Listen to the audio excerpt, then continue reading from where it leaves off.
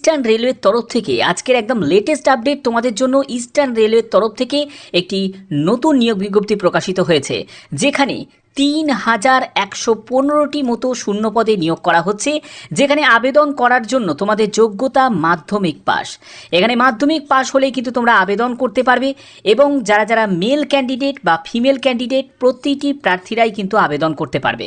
আবেদন করার জন্য তোমাদের সম্পূর্ণ প্রসেস এই ভিডিওর মাধ্যমে আমি দেখাবো, কিন্তু তার আগে তোমাদের আরেকটা ইনফরমেশন দিয়ে রাখি, যেটা হচ্ছে যে তোমাদের এখানে কোনো রকম রিটেন এক্সাম হবে না, অর্থাৎ ডাইরেক্ট তোমাদের ডিভির ভিত্তিতে, ডকুমেন্ট ভেরিফিকেশনের ভিত্তিতে কিন্তু এই নিয়োগটি করা হচ্ছে। প্রত্যেকের জন্য দারুণ একটি সুখবর, অর্থাৎ কিভাবে তোমরা আবেদন করবে তার আগে ভিডিওটাকে কমপ্লিট দেখো, কারণ A to Z সম্পূর্ণ তথ্য শুধুমাত্র তোমাদের জন্য। তোমরা দেখতে পাচ্ছ যে তোমাদের শিডিউল যেটা জারি করা হয়েছে, সেখানে হচ্ছে date of publication of notification, সেটি হচ্ছে 9ই সেপ্টেম্বর 2024, অর্থাৎ গতকাল কিন্তু তোমাদের নোটিশটা কিন্তু রিলিজ করা হয়েছে। এই নোটিফিকেশনটা একদম কারেন্ট ডেটেড কিন্তু তোমাদের নোটিফিকেশন দেখানো হচ্ছে, যেখানে তোমাদের ওপেনিং ডেট অনলাইন অ্যাপ্লিকেশন। এখানে আবেদন করতে গেলে সম্পূর্ণ অনলাইন মোডে তোমাদের আবেদন করতে হবে। আবেদন যেটা শুরু হবে সেটা হচ্ছে 24শে সেপ্টেম্বর থেকে। দেখতেই পাচ্ছ 24শে সেপ্টেম্বর সকাল 11টা থেকে তোমাদের আবেদন শুরু হবে, এবং তোমাদের আবেদনের লাস্ট ডেট সেটা হচ্ছে 23শে অক্টোবর 2024 হচ্ছে তোমাদের আবেদনের লাস্ট ডেট। ওকে, আচ্ছা, এখানে দেখো যে তোমাদের স্পেশাল নোটে যেটা বলা হয়েছে যে দুজন ক্যান্ডিডেটের যদি সেম মার্কস থাকে, অর্থাৎ এখানে কিন্তু মাধ্যমিকের নাম্বার দেখা হবে। তো মাধ্যমিকে ধরো দুজন ক্যান্ডিডেট তাদের কিন্তু সেম মার্কস আছে, অর্থাৎ ধরো একজন ক্যান্ডিডেটের তারও 60 আছে, আবার আর একজন দ্বিতীয় যে ক্যান্ডিডেট তারও 60 আছে। তো সেক্ষেত্রে যে ক্যান্ডিডেটের বয়স বেশি সেই ক্যান্ডিডেট কিন্তু আগে চান্স পাবে। এখানে কিন্তু সম্পূর্ণ ম্যাট্রিকুলেশন যে এক্সামিনেশন, অর্থাৎ মাধ্যমিকে তোমার নাম্বারটা কিন্তু খুব গুরুত্বপূর্ণ। তো সেই জন্য তোমাদের যখন আবেদন করবে, মাধ্যমিকের সার্টিফিকেট, মাধ্যমিকের রেজাল্ট, পাশাপাশি তোমাদের কিন্তু ডেট অফ বার্থের সার্টিফিকেটও কিন্তু তোমাদের জমা করতে হবে। ঠিক আছে, এটা দেখা হবে। এবং যেখানে বলা হচ্ছে যে 1:5 Times notify the training slot, অর্থাৎ এখানে তোমাদের 1.5 গুণ প্রার্থীকে কিন্তু ডকুমেন্ট ভেরিফিকেশনের জন্য তোমাদের ডাকা হবে। এবং ডকুমেন্ট ভেরিফিকেশানে যারা যারা উপস্থিত থাকবে না তাদের কিন্তু পরবর্তী সময় সুযোগ কিন্তু নাও পেতে পারো, এটাও কিন্তু এখানে মেনশন করা আছে। আচ্ছা, এখানে দেখো যে তোমাদের আবেদন মূল্য কত টাকা লাগছে। এখানে অ্যাপ্লিকেশন ফিস যেটা জানানো হয়েছে সেটা 100 টাকা মতো আবেদন মূল্য লাগছে। এই 100 টাকা আবেদন মূল্য কারা কারা দেবে? যারা ইউআর ক্যান্ডিডেট, যারা EWS ক্যান্ডিডেট, যারা ওবিসি ক্যান্ডিডেট, অবশ্যই যারা পুরুষ ক্যান্ডিডেট অর্থাৎ মেল ক্যান্ডিডেটদের কিন্তু শুধুমাত্র এই 100 টাকা আবেদন মূল্য দিতে হবে। SC ST PWBD এবং মহিলা প্রার্থীদের কোনো রকম কিন্তু আবেদন মূল্য দিতে লাগছে না। আবেদন মূল্য জমা দেওয়ার জন্য সম্পূর্ণ তোমাদের অনলাইন মোডেই কিন্তু তোমাদের পেমেন্ট করতে হবে, এবং পেমেন্ট গেটওয়ে যে অপশানটা তোমরা পাবে সেখান থেকে তোমাদের আবেদন মূল্য জমা দিতে হবে, এবং আবেদনও তোমাদের কমপ্লিট করতে হবে। ওকে, আবেদন করার পরে অবশ্যই কিন্তু তোমাদের যে সাবমিশন অফ অনলাইন অ্যাপ্লিকেশন, তার জন্য যে রেজিস্ট্রেশন নাম্বারটা পাবে সেই রেজিস্ট্রেশন নাম্বারটা কিন্তু তোমাদের রেখে নিতে হবে, নোট ডাউন করতে হবে। কারণ এই রেজিস্ট্রেশন নাম্বারের ভিত্তিতেই কিন্তু তোমরা পরবর্তী সময় যখন তোমরা ডকুমেন্ট ভেরিফিকেশানে যাবে সেই সব লিস্টের তালিকায় কিন্তু তোমরা রেজিস্ট্রেশন নাম্বারটা কিন্তু তোমরা দেখতে পাবে। এবং পরবর্তী যাবতীয় যা তোমাদের যে পেমেন্ট স্লিপটাকে ডাউনলোড করা থেকে শুরু করে তোমাদের অ্যাকনলেজমেন্ট রিসিপ্টটাকে ডাউনলোড করা সম্পূর্ণ কিন্তু তোমরা এই রেজিস্ট্রেশনের নাম্বারের ভিত্তিতেই কিন্তু পাবে।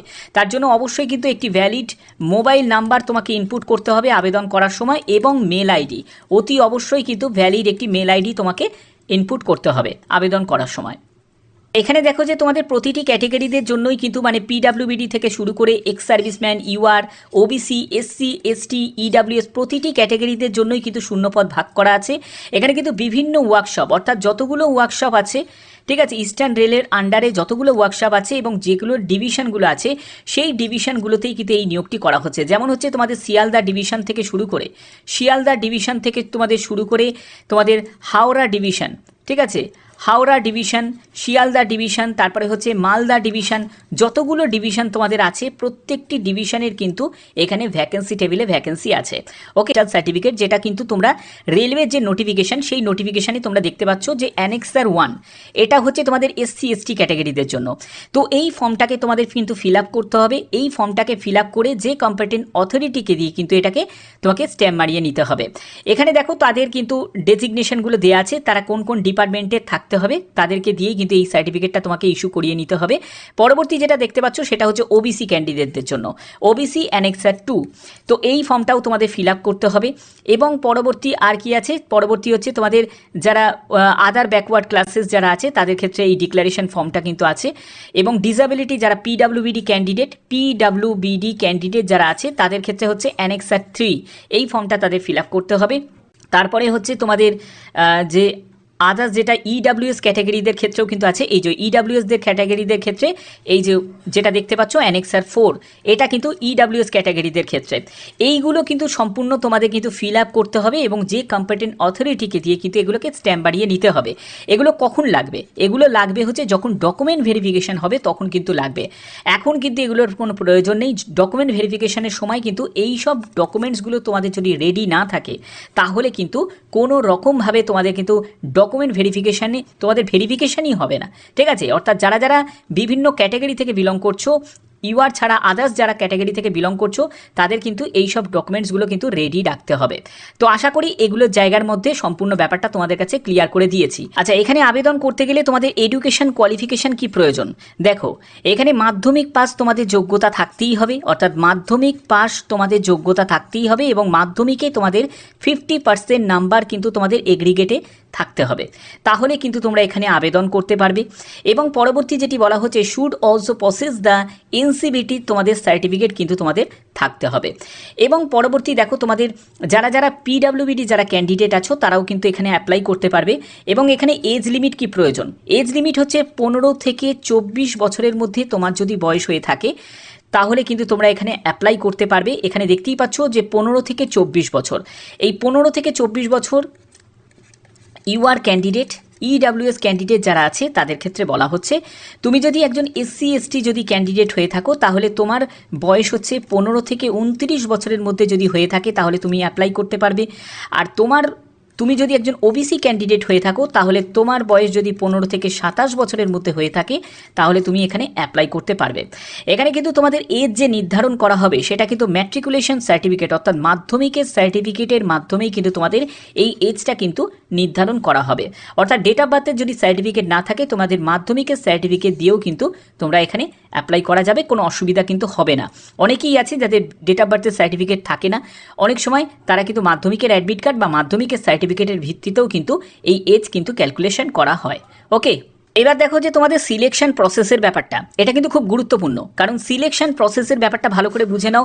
এখানে সিলেকশন প্রসেস যেটা হচ্ছে সেটা কিন্তু ইউনিট অফ ইস্টার্ন রেলওয়ে, অর্থাৎ ইস্টার্ন রেলওয়ে যতগুলো ইউনিট আছে সেই ইউনিটে যেসব ক্যান্ডিডেটরা যারা যারা অ্যাপ্লাই করবে, মানে বিভিন্ন যে ডিভিশনে তোমরা অ্যাপ্লাই করবে সেই ডিভিশনে কিন্তু তোমাদের যে সিলেকশনের দায়িত্ব কিন্তু থাকবে এবং সেখানে কিন্তু তোমাদের যে মেরিট লিস্টটা তৈরি হবে সেটা কিন্তু মাধ্যমিকের মার্কসের ভিত্তিতে। এখানে কিন্তু কোনো রকম রিটিন হবে না, শুধুমাত্র মাধ্যমিকের নম্বর দেখা হবে। এখানে বলছে হু অ্যাপ্লাই এগেনস্ট দ্য নোটিফিকেশন, অর্থাৎ এই নোটিফিকেশনের মাধ্যমে যারা যারা এলিজিবল ক্যান্ডিডেট যারা মাধ্যমিক পাস করেছে, merit list will be data details fill up by the candidate online application form, অর্থাৎ অনলাইন অ্যাপ্লিকেশন ফর্মটি যে তোমরা ফিল আপ করলে সেটাকে কিন্তু কী করা হবে, সেটাকে তোমাদের ভালো করে কিন্তু চেক করা হবে।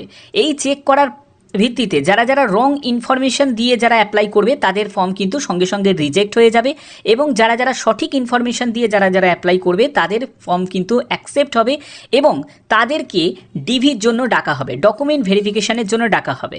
এখানে বলছে select list for document verification. এই document verification will be the weightage the average marks, অর্থাৎ তোমার যে মার্কস আছে তার কিন্তু গড়ের ভিত্তিতে কিন্তু এই মেরিট লিস্টটা কিন্তু নির্ধারণ হবে, যেটা তোমাদের প্যারা 5-এ কিন্তু মেনশন করা আছে। এখানে তোমাদের মাধ্যমিকে 50% নাম্বার সঙ্গে কিন্তু আইটিআই এক্সামিনেশনের যোগ্যতা কিন্তু প্রয়োজন, তাহলে কিন্তু এখানে তোমরা আবেদন করতে পারবে এবং তার ভিত্তিতেই কিন্তু তোমাদের চূড়ান্ত যে মেরিট লিস্টটা কিন্তু তোমাদের তৈরি হবে। ওকে, এখানে আবেদন করার জন্য অবশ্যই কিন্তু প্রতিটি ক্যান্ডিডেটকে এই RRCR.org এই যে দেখতে পাচ্ছ এই অফিসিয়াল ওয়েবসাইটে ভিজিট করতে হবে। ভিজিট করে কিন্তু সম্পূর্ণ অনলাইনে আবেদন করতে পারবে। এর লিঙ্ক আমি ডেসক্রিপশানে দিয়ে দেবো, তোমরা সেখান থেকে ডাইরেক্ট ভিজিট করে কিন্তু অ্যাপ্লাই করতে পারবে। এটা কিন্তু প্রতিটি জেলা থেকে তোমরা কিন্তু এখানে আবেদন করতে পারবে, প্রতিটি জেলা ওয়েস্ট বেঙ্গলে প্রতিটি জেলা থেকে তোমরা কিন্তু অ্যাপ্লাই করতে পারবে এবং বাইরের জেলা থেকেও কিন্তু এখানে অ্যাপ্লাই করা যাবে। অর্থাৎ কেউ যদি আসাম থেকে অ্যাপ্লাই করতে চাও তারাও কিন্তু পারবে, যদি তোমরা কেউ ত্রিপুরা থেকে অ্যাপ্লাই করতে চাও তারাও কিন্তু এখানে অ্যাপ্লাই করতে পারবে। এটা কিন্তু প্রত্যেকের জন্য একটা বড় অপরচুনিটি। ওকে, আবেদন করার জন্য অবশ্যই কিন্তু কেয়ারফুলিভাবে তোমাদের কিন্তু ফিল আপ করতে হবে। মাথায় রাখবে, যদি কোনো ভুল ইনফরমেশন বা রং ইনফরমেশন যদি তুমি এখানে প্রোভাইড করো তাহলে কিন্তু তোমাদের অ্যাপ্লিকেশন কিন্তু যে কোনো জায়গায় কিন্তু গিয়ে রিজেক্ট হয়ে যাবে। এবার দেখো যে তোমাদের কি কি কারণে এই অ্যাপ্লিকেশন রিজেক্ট হতে পারে, সেটা কিন্তু খুব গুরুত্বপূর্ণ। ভালো করে প্রতিটা স্টেপ মনোযোগ দিয়ে দেখো এখানে কি কি কারণে তোমাদের এই অ্যাপ্লিকেশন রিজেক্ট হতে পারে। সেখানে যে কোনো একটি কারণও যদি তোমাদের থাকে তাহলে কিন্তু অ্যাপ্লিকেশন রিজেক্ট হতে পারে। প্রথম কারণ সেটা হচ্ছে সিগনেচার যদি তুমি ব্লক লেটারে করো তাহলে কিন্তু অ্যাপ্লিকেশন রিজেক্ট হয়ে যাবে। তোমরা যদি লেফট থাম্ব ইমপ্রেশন যদি দাও, সেটা যদি তোমাদের নির্দিষ্ট জায়গার মধ্যে যদি না পড়ে তাহলে কিন্তু তোমাদের এই অ্যাপ্লিকেশন রিজেক্ট হয়ে যাবে। তারপরে হচ্ছে তোমাদের যদি ব্লার এলটিআই অর্থাৎ লেফট থাম্ব ইমপ্রেশনটা যদি ব্লার যদি থাকে, ঠিক আছে, তাহলেও কিন্তু সেটা রিজেক্ট হয়ে যাবে। কাস্ট সার্টিফিকেট বা আদার কোনো সার্টিফিকেট যদি তুমি আপলোড না করো তাহলেও কিন্তু রিজেক্ট হয়ে যাবে, কোনো রকম কিন্তু কনসিডার করা হবে না। তারপরে হচ্ছে কোনো রকম যদি পেমেন্ট অফ ফিজ যদি আবেদন মূল্য না দাও, অর্থাৎ যে কাস্টকে তোমাদের আবেদন মূল্য দিতে হবে, যেমন ইউআর, ইডাব্লিউএস, ওবিসি, তাদের যদি যে 100 টাকা আবেদন মূল্য দিতে হবে সেই আবেদন মূল্য যদি না দাও তাহলে তোমাদের অ্যাপ্লিকেশন রিজেক্ট হয়ে যাবে। তারপরে হচ্ছে not having requisite education qualification যদি তোমাদের না দাও তাহলে তোমাদের এই আবেদন রিজেক্ট হয়ে যাবে। এবং বলা হচ্ছে মোর দ্যান ওয়ান অর্থাৎ একাধিক যদি তুমি আবেদন করো একজন সিঙ্গেল ক্যান্ডিডেট তাহলেও কিন্তু আবেদন রিজেক্ট হয়ে যাবে। এবং পরবর্তী যেটি বলা হচ্ছে application send by any other mode other than online mode, অর্থাৎ তোমরা যদি অনলাইন মোডের বাইরে যদি অন্য কোনো মোডে যদি আবেদন করো তাহলেও কিন্তু তোমাদের অ্যাপ্লিকেশন রিজেক্ট হয়ে যাবে। এবং পরবর্তী যেটি বলা হচ্ছে any other irregularities which are consider invalid by RRC, অর্থাৎ কোনো রকম অন্য কোনো যদি তুমি পদ্ধতিতে যদি অ্যাপ্লাই করো, ঠিক আছে, তাহলেও কিন্তু এখানে তোমাদের আবেদন আরআরসির তরফ থেকে রিজেক্ট করে দেওয়া হবে। অর্থাৎ এগুলো কিন্তু তোমাদের টার্ম অ্যান্ড কন্ডিশনগুলোকে মাথায় রাখতে হবে। আচ্ছা, এখানে দেখো যে তোমাদের 2 নম্বর প্যারাতে যেটা বলা হয়েছে যে 20% of vacancies notified two B filled up in level 1। Level 1 মানে হচ্ছে গ্রুপ ডি, ঠিক আছে, অর্থাৎ গ্রুপ ডির যে ভ্যাকেন্সি বেরোবে এই গ্রুপ ডির ভ্যাকেন্সির ক্ষেত্রে তোমরা জানো প্রতি বছর যেহেতু গ্রুপ ডির রিক্রুটমেন্ট করা হবে, তো সেই ক্ষেত্রে যা রিক্রুটমেন্টের যে টোটাল যা ভ্যাকেন্সি থাকবে তার 20% ভ্যাকেন্সি থাকবে এই সিসিএ ক্যাটাগরি যারা নথিভুক্ত থাকবে। সিসিএ ক্যাটাগরি মানে হচ্ছে তোমরা যদি অ্যাপ্রেন্টিসশিপ ট্রেনিং নাও তাহলে কিন্তু তোমরা ট্রেনিং পাস করার পরেই কিন্তু তোমরা এই সিসিএ ক্যাটাগরির মধ্যে নথিভুক্ত হয়ে যাবে। এবং এখানেই ফেসিলিটি হচ্ছে এটাই যে 20% তোমাদের জন্য কিন্তু কোটা সংরক্ষণ করা থাকবে। শূন্যপদ কিন্তু ভালোই আছে 3115টি, তো এখানে কিন্তু অবশ্যই তোমরা আবেদন করে দিও। তো এখনের মতো এটুকুই, টাটা।